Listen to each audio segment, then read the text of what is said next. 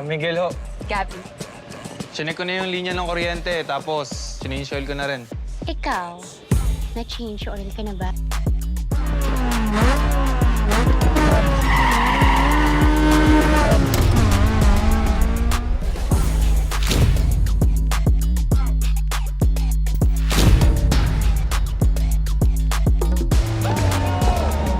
So pag lalaki kalaban mo, okay sa'yo?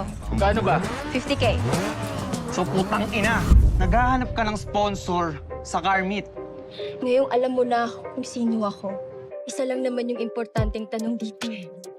Matatanggap mo ba ako? Tinaya mo ako sa pustahan niyo ni Archie? Di pa nakontento sa pinatalo niyang pera, kaya pati ako sinama mo sa kargada!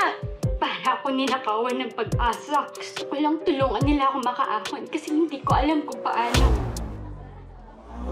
All I hear, go get the money. So I go get it. Hate means I